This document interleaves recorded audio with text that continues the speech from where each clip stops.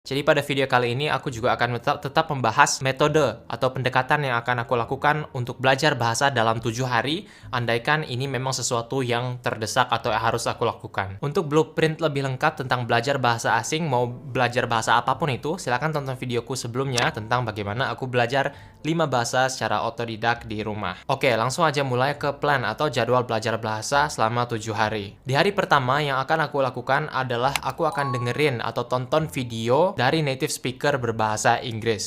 Langkah ini sangat penting karena sebenarnya teman-teman, walaupun seringkali kita dengar bahwa belajar bahasa atau jago dalam suatu bahasa itu butuh praktek, yang mana ini ada benarnya, tapi sebenarnya menurut banyak ahli kayak Stephen Krashen, Steve Kaufman, dan polyglot lainnya, proses akuisisi bahasa itu bukanlah saat prakteknya. Praktek itu memang membuat kita terdengar jago atau tampil atau dilihat orang lain sebagai orang yang hebat, tapi sebenarnya praktek ini adalah step yang akan kita lakukan nanti, tapi yang terpenting adalah kita harus membuat otak kita familiar dengan bunyi-bunyi, struktur, pattern kata-kata yang ada dalam bahasa yang sedang kita pelajari. Kenapa aku bilang bahasa itu nggak butuh praktek? Karena untuk praktek berarti kita kan harus berbicara, kita kayak public speaking gitu, ngomong di depan orang dan semacamnya. Tapi kalau misalnya belajar bahasa atau untuk pandai suatu bahasa kita harus praktek, bagaimana dengan orang yang memang dari lahirnya tidak dapat berbicara, atau bagaimana yang punya speech impediment dan semacamnya. Bukan berarti mereka nggak bisa belajar bahasanya atau mereka nggak fasih dalam bahasa yang dipelajari itu kan. Mereka tetap fasih, tapi mereka juga nggak harus kayak praktek dengan mode konvensional yang kita bayangkan. Karena akuisisi bahasa itu terjadi saat kita melakukan yang namanya comprehensible input